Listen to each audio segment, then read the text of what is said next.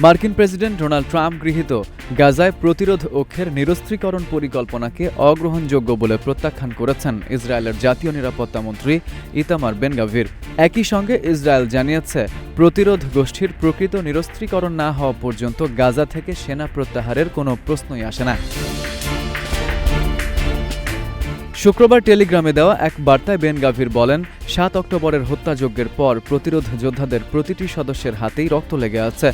তাই সংগঠনটির সদস্যদের লক্ষ্য করে পরিচালিত হত্যাকাণ্ড বন্ধের প্রতিশ্রুতি দেওয়া মানে তাদেরকে পরবর্তী হামলার জন্য প্রস্তুতির সুযোগ করে দেওয়া। তিনি আরও বলেন, গাজায় প্রতিরোধ অক্ষের বিরুদ্ধে অভিযান অব্যাহত রাখতে হবে, ফিলিস্তিনিদের স্বেচ্ছা অভিবাসন উৎসাহিত করতে হবে।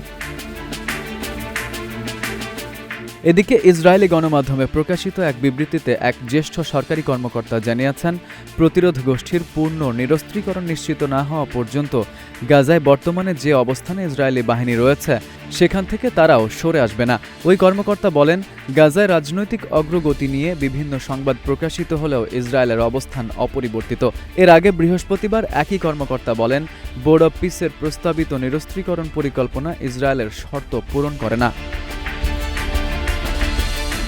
তবে বোর্ড অব পিসের পরিকল্পনায় প্রতিরোধ অক্ষ ধাপে ধাপে অস্ত্র হস্তান্তরে সম্মতি জানিয়েছে। সেই প্রস্তাব অনুযায়ী ইসরায়েলকে প্রথম ধাপে গাজায় সেনা উপস্থিতি কমিয়ে আগের অবস্থানে ফিরে যাওয়ার কথা ছিল। একজন বোর্ড অব পিস কর্মকর্তা ইঙ্গিত দিয়েছেন, আগামী কয়েকদিনের মধ্যেই সেনা প্রত্যাহার শুরু হওয়ার কথা ছিল।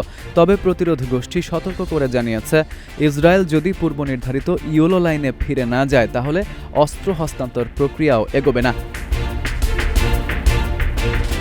এ বিষয়ে এখনও প্রকাশ্যে মন্তব্য করেননি ইসরায়েলের প্রধানমন্ত্রী বেনিয়ামিন নেতানিয়াহু। তবে যুক্তরাষ্ট্র প্রতিরোধ গোষ্ঠীর নিরস্ত্রীকরণে সম্মতির বিষয়টিকে স্বাগত জানিয়েছে।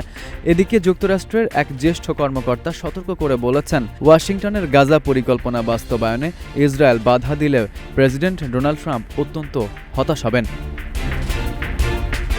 F U Ahmed, Ittefaq news.